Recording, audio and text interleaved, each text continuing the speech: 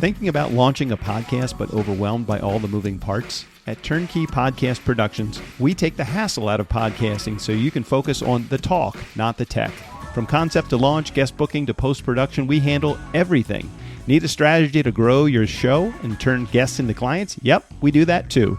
DIY or done for you, we've got the solution that fits. Whether you're just getting started or ready to scale, Turnkey is your behind-the-scenes podcast team.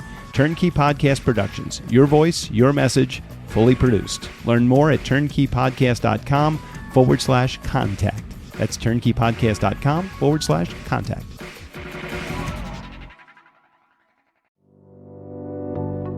Thinking about selling your business or planning your next big move? Candor Advisors helps founder-led companies navigate complex transactions with clarity, confidence, and real results. With over $1.5 billion in transactions under their belt, they know how to get deals done on your terms. Don't just take the first offer that comes your way. Get expert guidance from people who've been there. Learn more at candor-advisors.com. That's candor-advisors.com. You can also get the link in the show notes. I'm moving to Montana soon. Gonna be a dental floss tycoon. Or maybe I'll just listen to today's Nice Guys on Business. Running a business is really not that complicated, right? It's money coming in and money going out. That's all it is. Big circle.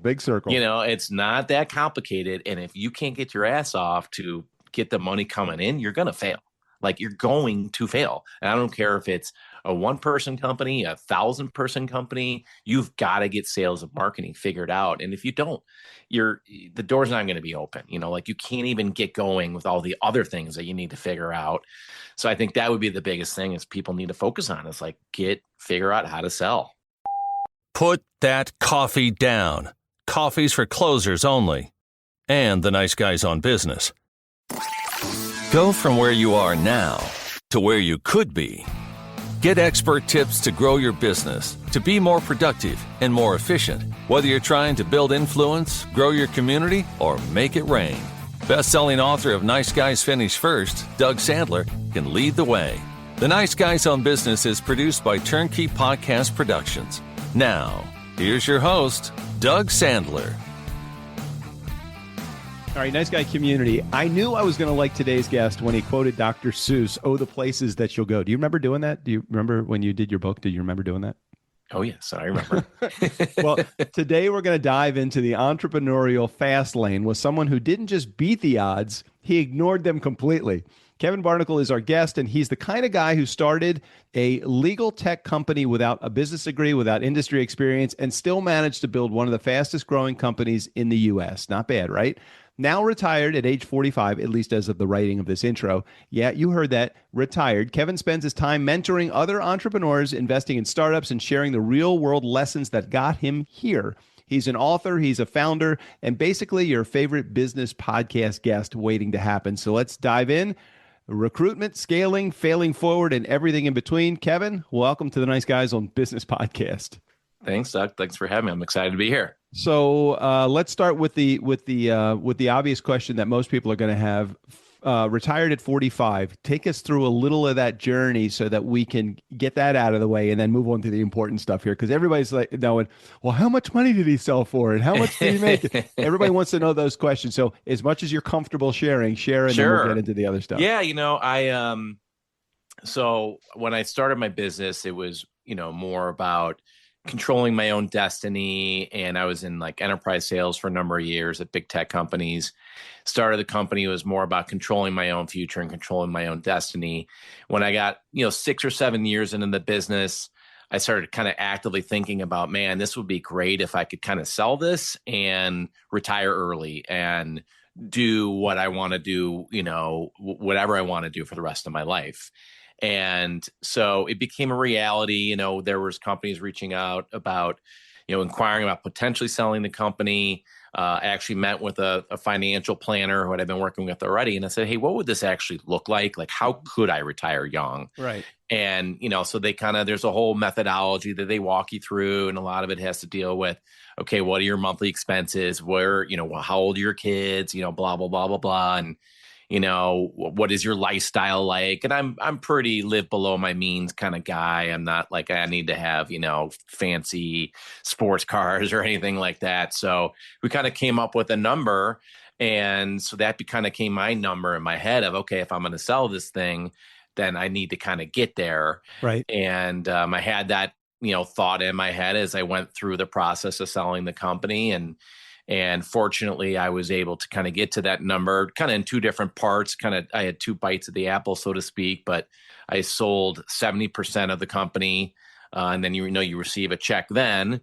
And, I essentially rolled some of my equity into it, went to a large organization, kind of merged with them.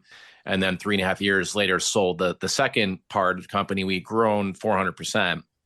Actually, the second check was bigger than the first, not by a ton, but that's cool. Which was great. So then, I catch a lot of shit for it. I'm so glad I can swear on this podcast. Yeah. So excited about that. The book that I just wrote has been getting great reviews, but the only negative reviews I get are like, oh, there's some strong language in it. Oh, hello. Whatever. Fuck them. Yeah, no, exactly. And I'm like, if they can't handle the word shit, maybe they shouldn't be like, starting a company. Right. But anyways, so I do take a lot of shit for it. And, I love it. It's been phenomenal. It is kind of the other side of the rainbow for a lot of entrepreneurs. That was always what it was for me. It was about freedom. It wasn't about money really. It was about wanting to do what I want to do. And that's what I'm doing now, following passion projects, spending a lot of time with my kids and family, which I was not able to do as much when I was running the company. And I know we had chatted about it before, but if you're bored in retirement, you're doing it wrong. So I'm loving every second of it. So let's take the pre, and you're still pre 50, correct? So you're I'm 48 now. I was 45 when I retired. Right. Yeah. Okay. So retired at 45, 48. Spend 3 years doing the retirement thing. At some point, there is an itch that probably either continues to need to be scratched or it gets more amplified because of your absence from the market. It's really hard to keep an ambitious person from not generating revenue. And I think I was mentioning to you, my passion projects are rebuilding cars and old stuff. It's for some reason it became a moneymaker. That was never the intention. Does that follow you as an ambitious entrepreneur that no matter what you're going to go through, you're probably going to figure out how to make money at it? Yeah, it's totally. I mean, if you look at it, I had some thoughts about what I would do afterwards, and I really wanted to kind of pursue some passion projects. And so I wrote a book, that was always a dream of mine, become a published author. So wrote a book, but now it's like part of the reason we got introduced is like, okay, I wrote this book, but now I want this thing to sell, and it's like, I got to do the podcast circuit and okay, I want to get out there and kind of sell this thing. So even though I don't really need the money and that's not why I didn't do it, I'm like, your brain does go there. Yeah. And it's kind of like a game, Right. And, I was mentioning a little bit before, I'm very passionate about entrepreneurship. I like trying to instill these lessons into my kids. So I'm going to start a side ATM business, just something locally with my kids to kind of teach them about business. So then my brain starts going there. So even though you are retired, you start thinking of these things. And yeah, it's really about turning my passions into supplying kind of passive income. I'm not really trying to do something. And I have some rental properties. I love real estate. I have some vacation rental properties. They provide me some income. So that is the cool thing about it. If you do get yourself in a situation where you have enough money where you don't have to work anymore, you can pursue passions and then you can monetize them, to your point. Were you the guy, like, I guess I was this guy, and again, this is not a bad thing. It's just the reality of where I think there is a certain mold that folks fit into, and maybe you fit into this mold. Were you the guy that was like playing on the playground in elementary school, trying to figure out how to make a business out of everything, not knowing really what business was? Or were you the guy that said, this is what I'm going to do, and I'm going to go to school, and I'm going to get a great education? And I mean, which one were you along the way? Or maybe you were a combination of both. No, I was definitely the first one. It was more of, just, I don't know. I was always kind of fascinated, especially with I remember looking back as a kid.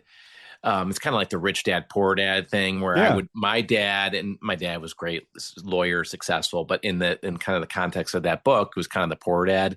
And then I would see my friends' dads that were like entrepreneurs. And there was one, this like my best friend's dad, Mr. April's guy's name. And he was a total entrepreneur. He was a commodities trader and he's like living this kind of lifestyle. And he didn't have any boss and he's at home in the summer at like 2 o'clock in the pool. And I'm like, what does this guy do? But yes, I would look at opportunities like, and I still did this for my day. This is the way my brain works. It's like, how would I do this? How would I monetize this or whatever? So I'm the kind of the traditional path of, getting a great job and, and moving up the corporate ladder. Like I was always in sales and that was as corporate as I could get. And that's the most kind of entrepreneurship job you can probably have in corporate America is being a salesman. Like they're trying to push me into management, no interest, zero interest. Yeah. So, but yeah, no, it's definitely the kid that was kind of like always, gamifying things too. You don't have to say that too many times to me as growing up as son of the guy that was the sales guru, Dave Sandler, as growing up as that guy. I always knew that I'm 100% agreeing with you. The best way to entrepreneurship is through selling in corporate America as a way to get your chops. 100%. And then once you got them, just go figure out how to start a business using the skills that you've created as a top-notch sales guy and go out there and just pound the hell out of whatever it is that you're going to do. It doesn't even really matter what I sell because I just love the relationship build and the selling side 100%. of things. You sound exactly like me. Like I literally, like I've said that same thing to like, I'll have some like younger kids come out to me like, hey, I'm still trying to figure out what I want to do. I'm like, go into sales. I'm like, A, you'll get a job. You'll learn so much about business, right? Because there's so many elements of being a salesperson to being a successful business. And I talk about it in my book. It's like, it is the thing. If you can figure that out, like my niece is kind of an introvert. I was like, you go into sales, like, whatever. It's okay that you don't know what it's like that last summer, she took a job like as an intern, like selling tractors. Right. It's some like crazy thing. I'm like, that's awesome. She loved it. And she learned so much. And I'm like, also you learn that maybe you don't want to do that, but you'll learn a lot in sales. And it's the easiest path to get a good corporate job. Well, and you learn about like how to build relationships. You learn about soft skills. You learn about mirroring people. You learn about all 100%. of the things that you need to know in order to make shit happen in the quote unquote the real world.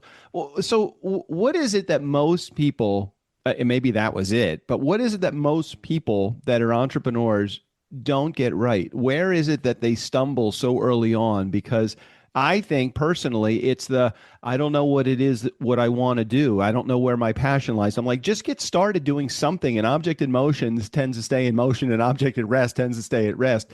Is that where you think people go wrong or what? I think even the step before that, there's so many entrepreneurs that won't get started because they're so fearful, right?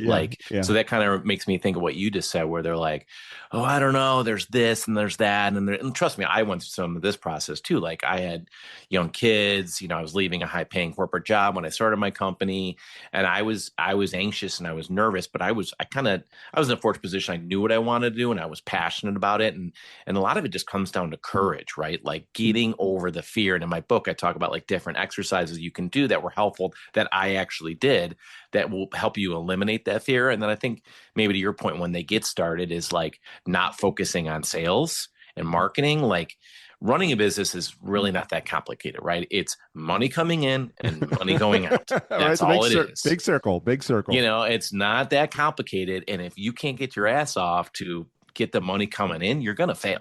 Like you're going to fail. And I don't care if it's a 1-person company, a 1,000-person company, you've got to get sales and marketing figured out. And if you don't, the door's not going to be open. Like you can't even get going with all the other things that you need to figure out. So I think that would be the biggest thing is people need to focus on is like figure out how to sell.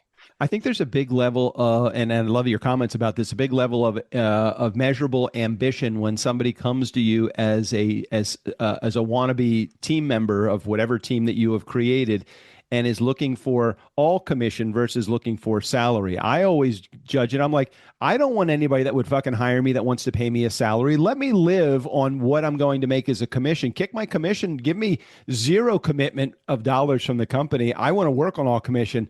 It's very rare to find somebody that's willing to do that, though. 100%. No, it actually happened to me. Like, so I started my company.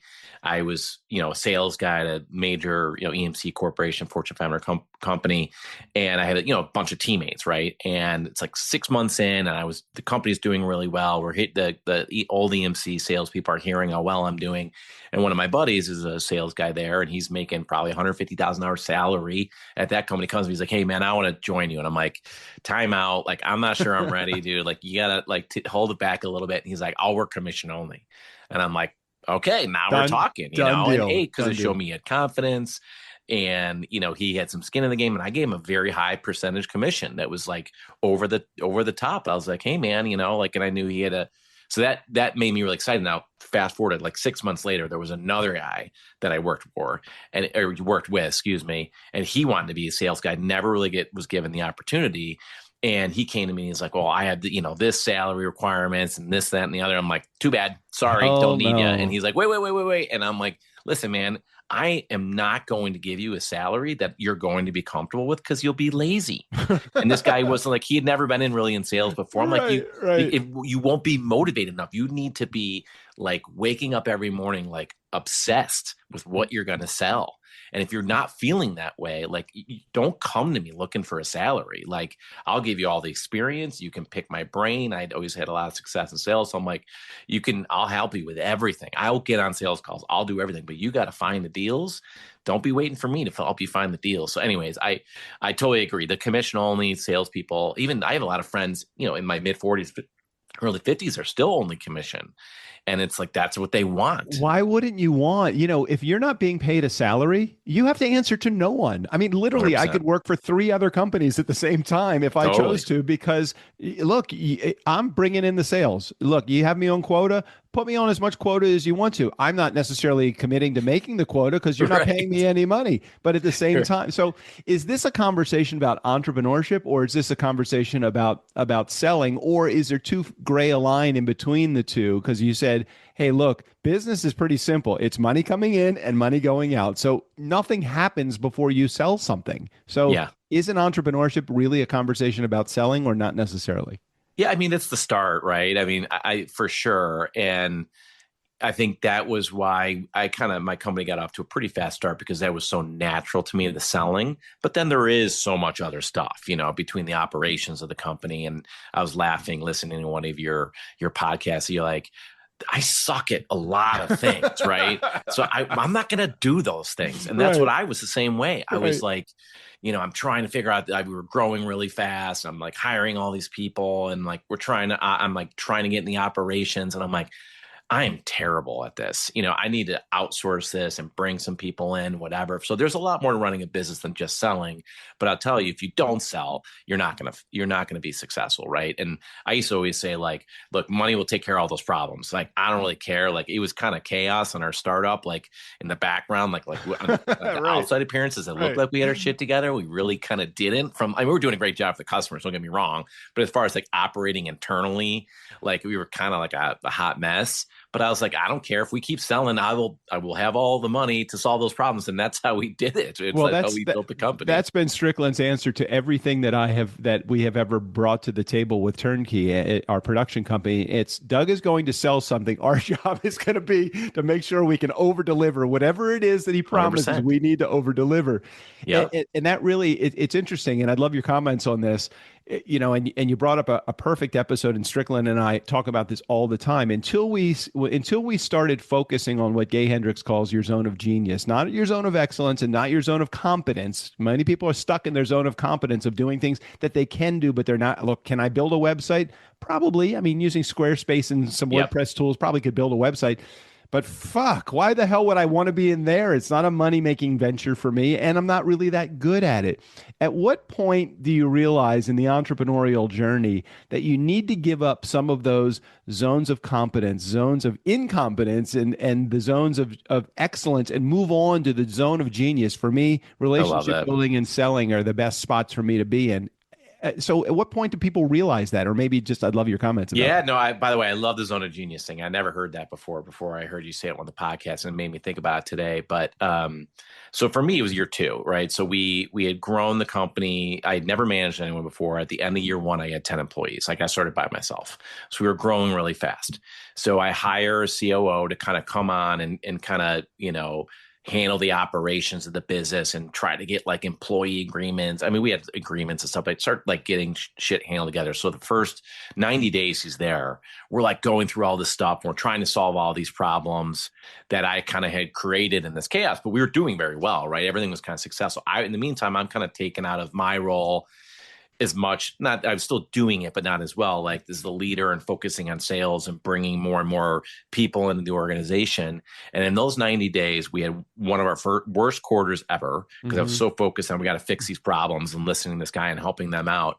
I was miserable and the team was miserable. And I Right. was like, fuck this. I'm Right. going back to, I don't care if it's chaos internally. I'm going to go back at what I'm doing good at, and that's selling and whatever. And we were still, it's year two of business. There's still very shaky Yeah. waters, Yeah. Yeah. Yeah. nothing. So I was like, I need to like get this thing going again. And then that next quarter, everything kind of went back up. Sales went back up. And I'm like, I'm never doing that again. Right. Like I Right. was like, I'm not going to listen to someone telling me we need to fix all these problems when we're doing a great job for the customer. We're selling. Really, those are the problems. Like those are the problems you really need to solve.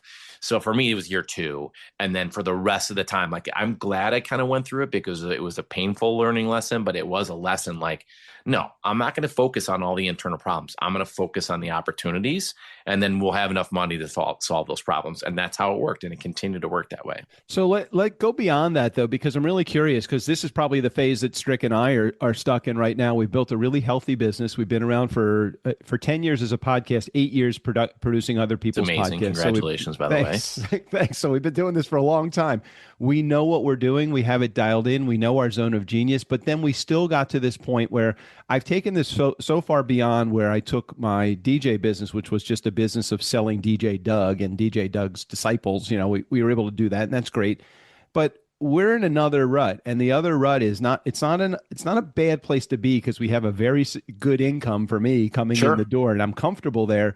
But it's like, okay, and I'm not even doing this necessarily because I want the money. I'm doing this because I want to get over this next hump. And that next Yep. hump is, how do we take where we are right now and take it to the next level, which is we know we have our hands on a 7-figure business. We just can't figure out how to fucking turn the screw to get it there. What do we do? Sure. What do we need to do? Yeah, I mean, obviously, I don't know that much about the podcast business, to be honest. But I mean, I would just look at it from like almost like a strategic partnerships, right? Like, I mean, if I was to come in, I would sit down with you. Okay, let's talk about like how do you get your leads?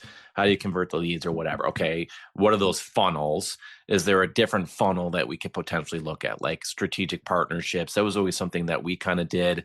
Was okay. We had our own sales guys kind of selling to customers and outbound prospecting, but then we kind of not change our approach, but modified our approach a little bit to where we would partner with Right, right, sales people at other right, companies. Like, we'll help right. you sell your software. We want the services, blah, blah. And then we just took off like a rocket ship.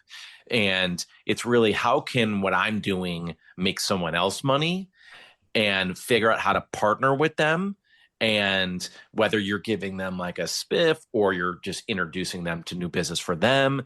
And then all of a sudden you've got all this new lead source coming to you. And then eventually that became the Yeah, ultimate lead source for like us. for our production company, our strategic partnerships, while we have a sales team of one, me, Yeah. while we have a sales team of one, it's nice to be able to expand beyond that. And at some point, maybe we will. But our strategic partnerships are all with publishing houses, or many of them are with publishing houses, because what creates an opportunity for brand awareness more so than writing a book? Now, somebody written a book, Yeah. they want to sit in the podcast guest seat, and it's an easy transition. You've done a great job in the guest seat, Mr. Published Author. Wouldn't you like to take the host role and have more control and build community? It's Yeah. a really easy turn. So for us, that has been a significant strategic partnership. The challenge is now we've got to amp that up and amp up a internal sales team to go out, and our marketing sucks. So we don't have any marketing effort out there on the street right now, which again could be two avenues. We just don't know how to do it. So now we're just figuring out, okay, how do we get our arms around this? Yeah, I mean, and I heard you talk to one of your most recent guests around, marketing, and I have a whole chapter in my book around like outbound marketing and inbound marketing, right? Right, Outbound right. is like the traditional advertising, whatever that be, digital or print, and cold calling. I don't know if you had to do it for DJ Doug, but like I was sat early in my sales career, sat in a Of room with a course. telephone book and making calls, and it's like Yes, of the course. worst. It does Yes. not work. Hated that. It doesn't. And then it's figuring out inbound marketing, right? How do I get leads coming to me? Yeah, yeah, yeah. And so that's what we focused our efforts on. And a lot of it was education in our space, is going out and educating these sales reps of these companies. These are what your products do that you're actually selling, because we're experts in this little niche. And if someone asks you these questions, bring us in and we'll help you sell it. And I'm then, by just the too, way, we're going to get this. I'm just too fucking lazy. It's just what it is. I mean, I'm Well, that's a ambitious. problem. I'm ambitiously lazy. I really like doing what I do, and I'm willing to put as much time and if I had an unlimited stream of warm leads coming in the door, I'd have no problem just sitting on the phone all day and having Yeah. great fun conversations with people. That's your challenge, right? You got to figure that out. How do you get those, whether Right. that's like Right. putting content out there, getting people to find you, right? Because it's harder to get people to pick up the phone or whatever. It's easier if you put a piece of content out there and then they Right. call you. Right. So Right. that would be, I mean, I once again don't know much about the podcast business, Right. but Right. that would be what I would do if I were you, if I was in your shoes. So talk to our community about the book. It sounds like you've referred to it many times in this episode, and I'm excited to be able to In share an annoying it way, or no, not at all. But it does. I always encourage my my published clients, especially when we are doing like a podcast tour, and one of the shows is mine, but also the other shows that they're going on. I always encourage them to remind them in the book. I say I say, and you've done a really good job subliminally planting that message too, enough so where I thought, hey, he's promoting the book, and I forgot to even tell you to promote the book other than just the link. You can take the guy to sales, not the sales out of the guy. I understand. Well, that's probably reason why you have several hundred reviews on the book. I tell everybody again, published author, get yourself to 100 reviews as quickly as you can, because then you get in a different space with Amazon. They start promoting your book. Well, if you like Good to Great, you'll really like Kevin Barnicle's book also. So, which, by the way, I love that book, but the Good to Great. But no, I mean, really, at the end of the day, it's I like Spencer Johnson, Who Moved My Cheese books, not Jim Collins' Good to Great. I cannot stand reading technical books like that. But really, sorry. Well, that's part of ironically, part of the reason I wrote my books. But I read a lot. I read about 200 books a year. I learn how to speed read, and I really enjoy the process of reading. And I also write. I like journal and things every morning. So I thought it'd be fun. Since I'm retired, passion project. And I was thinking, what would I write about, right? And I was like, there's all these things, there's categories and stuff of like what things sell. And then one's like, how to start a business. I'm like, I know how to do that. And I also not only do know how to do that, I read both of those books you just talked about and about 200 other ones. And so you kind of know, it's like the consume produce much. I consumed a lot of books. I know I could produce something pretty good. And the biggest thing that seemed, like you said, that stuck out to me is, man, some of these are really boring and really dry, or they're not written by an entrepreneur. Right. And like some PhD. And I'm like, I could give a shit. I'm like, I want someone who's going to give me something raw and real and have some humor in there and make it like a fun read. So that's why I wrote the book. I was like, I also wrote the book that I wish I had, and I knew the stuff was missing. And really, it's not like I'm not trying to like get rich on this book. I want to pay it forward. I had so many great entrepreneurs kind of help me and influence me, including other authors I just read. So that was the point of the book, because I knew I could write something different. It's called The Blueprint, Starting a Successful Business. It's been out for about 7 months. It was a finalist in a couple awards, which was exciting. I was not expecting that. And the reviews are great, but like I said, this is kind of hilarious. If you go look at some of the ones that are not so great, they're all kind of 4 and 5, but it's the language that I use. They're like, man, there's some salty language in this business book. And I'm like, yeah, because point of emphasis. And it's like, I'm trying to make this relatable. So anyways, but that's basically the gist of the book. So it's also, I talk a lot about the stressors of running a business for like existing entrepreneurs, right? It's not just about starting a business. It's also Right, right. taking it to the next level, sales and marketing, all the stuff that I learned in front of what I've learned from other entrepreneurs. I'm not pretending to be brilliant in any way. I did have a lot of success, so that, I'm speaking at least from that. But yeah, it's really meant to help wannabe, entrepreneurs. That's my real goal for it. And also existing entrepreneurs that, hey, you're not alone and there is an end of the rainbow if you want it. So Kevin's book is called The Blueprint: Starting a Successful Business, a proven 7-phase guide to firing your boss, gaining financial independence, and living the life of your dreams. Hey, before we wrap up today, I want to talk about some things that are probably unrelated to business, but everything related to life and maybe indirectly your business as well. You've had some probably inspiring people in your life. Maybe your dad. Sounds like your dad was pretty inspiring. Your mom, and maybe a partner, significant other, spouse. Maybe just share just with each one of those people in your life, or maybe someone that I'm not thinking of, what inspiration they provided you to get you to know, like I can just think back to when I was a kid and my mom, who was a single mom raising us, put me in front of a mirror, and she would say things like, you see that guy in the mirror, he's good. You'll accomplish a lot in Love life. I that. mean, these are things as an 8-year-old, you're like, that's hokey. You feel like it's kind of weird, mom, but you love your mom, so you go through it. And then those are things that have stuck with me my entire life, Yeah. without putting an ego. So, talk about your mom, your dad, and maybe a significant other in your life that have Yeah, I mean, I inspired think you. the one that stands out the most, and I'm happy to talk about my mom and dad, my wife, and I'll just tell you a kind of a quick story is, so I was a successful sales guy. I was always winning kind of like salesman of the year awards or whatever. And I saw this market opportunity and thought about starting the company. And we had a good life. We had 2 young kids, and it is always a dream of mine to start a company. And my wife knew that, and we had been talking about it. And they had kind of changed my sales job, where the kind of previous 5 years I built up this book of business, and then this new guy comes in and just wipes it all away. So I basically have a new job, and I'm like, God damn it. Right. So I'm like, here's a perfect opportunity for me to start this business. So I start going through the process of talking to people, reading books, blah blah blah blah blah. I get to the end. It's about a month before I'm going to make the leap. I'm scared to do it for sure, but I'm confident at the same time. And I get this new job offer at my company. And it would have kind of taken me back into my old role that I loved and like was making a bunch of money, was happy about. And I come home and I tell my wife, and I'm like, hey, I just got this job offer. It's, the same kind of company. I'll be able to Right. build on what I did the last 5 years. And she's like, oh.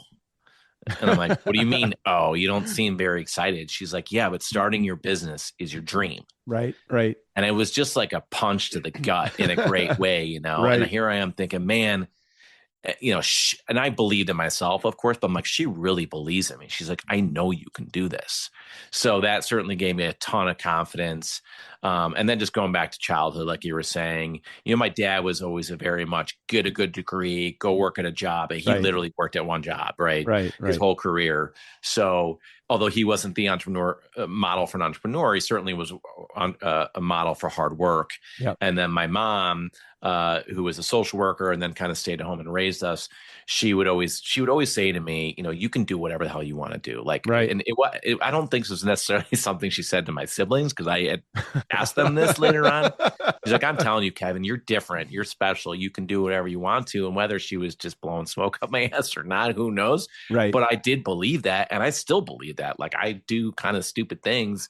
My wife's always laughs. She's like, you're Mr. Overconfident, kind of doing all these things. And they always seem to work out. So, But isn't that the law of attraction? I mean, isn't that how you invite success into your life? It's like, I don't know how everything works out. Well, it works out because you think it's going to work out. And Yeah. regardless Yeah. of how you get there, it doesn't matter the path and the journey that you went on. It's just, hey, look where I am. Look where I've been able to work. I'm going to get there. Determination, grit, for sure. Right. Yeah. And just a positive attitude, right? I mean, it's positive attitude you don't have to have a positive attitude every day, but the fact that if you're passionate about it, you want it to succeed and you work your ass off, it typically does. It's been my experience. So, but yeah, no, thanks for that opportunity to say that.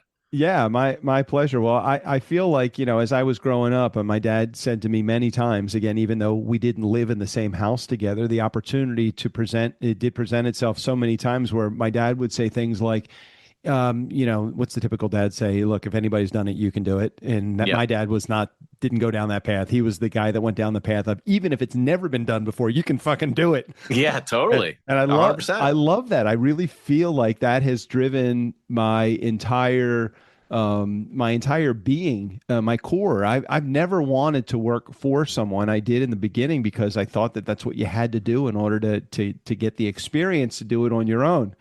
And but I've loved where we're going. Okay, so tell me before we wrap up, because I got to know this. Why do you have a statue of Bigfoot behind you? How many times you get asked that question? Because it's funny because when COVID hit, yeah, all of a sudden you're on camera every day, right? Yeah, and It was literally my first meeting.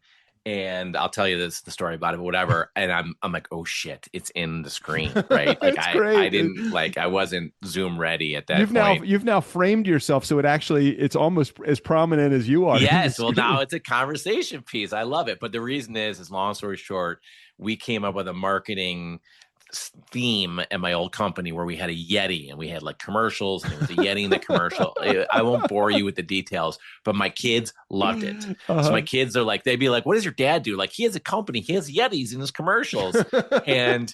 And so they loved it. So for 1 year for Father's Day, they saw that in, remember Sky Mall magazine? Yeah, absolutely. They saw that in Sky Mall magazine and bought it. Wow. And so we had it in my office at, I was running the company, whatever. And then I sold it and we merged with this company. We shut down that office. So it's been sitting there ever since as a little reminder. But yeah, now I leave it there on purpose because I think I'm always interested to see if people actually ask me or not ask me. I want to know all about it. I figured I was going to start the conversation there. I'm like, no, I'll wait till a little bit later on until we get a little bit personal. I love that you were curious about it because some people don't ask me. I'm like, this is a little weird. They didn't ask me. I know I would be like, what the hell's with the Yeti? Well, I'm very curious guy to begin with, and I think that that's part of my entrepreneurial gene. It's like that makes you a good entrepreneur. I just want to know more. I just want to understand Me too, what goes on. What should I be asking you that I haven't asked you? What do you want to share with our audience? I know how to run an interview, but at the same time, I don't know what's in your head. So anything you want to share? This has been fun. First off, this has been fun. Thank you so much. I really enjoyed this. Actually, I feel like I've known you for a while. Thanks. I would just say, every chance that I kind of get to talk to entrepreneurs, I would say like, I get it. I know how hard it is. And I know, heavy is the head that wears the crown a lot of times. And I would really encourage folks to kind of focus on their mental health and being an entrepreneur. For me, the things that really helped was talking to a therapist. That really, really helped me when I started doing that a few years in my company. Meditating, I'm really a huge advocate of meditation for focus and creativity. Taking care of yourself, those things, if you focus, vitamins, exercise, if you do those things, it will make you a better entrepreneur. Yeah. And I know how hard the stress levels are to deal with, and sleep is another huge one. So I would just say, I think people don't talk about that enough with entrepreneurs, especially men. Like, it's mental health, just, not a widely talked about thing. So Right. I'm a big advocate of it, even in my personal life, obviously too, but I know how hard it is running a business and all the things that get thrown at you. So those things really, really, really helped me, where I just felt way more calm and focused and concentrated. Nice. Well, I appreciate you sharing that. I know we talked about that right before I hit record and I forgot completely about it. So I'm glad you brought that up. Yeah, for those that are in our community, I mean, even some of the apps on your smartphone can really help you get in the right headspace and the right, just putting you in the right perspective to understand that what we do is not rocket science. Yes, it is challenging, and it can be challenging on you. And give yourself some me time on your schedule. I remember early on that my daughter would say to me, you have a packed schedule, and not one of those schedule slots is for you to go to the gym or for you to go hiking or any of that. So take care of yourself and do that. Thank you for bringing that up. Yeah. Well, Kevin, thank you. This has really been a fun interview. I'm excited to get some feedback from our community and see what they have to say about what we have talked about today. So thanks for being here. Yeah. Thanks, man. It was great meeting you. Hey, Nice Guy community, never underestimate the power of nice. Again, special thanks to our guest. All of his information, including access to his book, right there in the show notes. Steve O'Brien, go ahead and take us out of here. For Doug Strickland, the Nice Guys on Business podcast, I'm Steve O'Brien. Yo, bartender, Jobo needs a refill.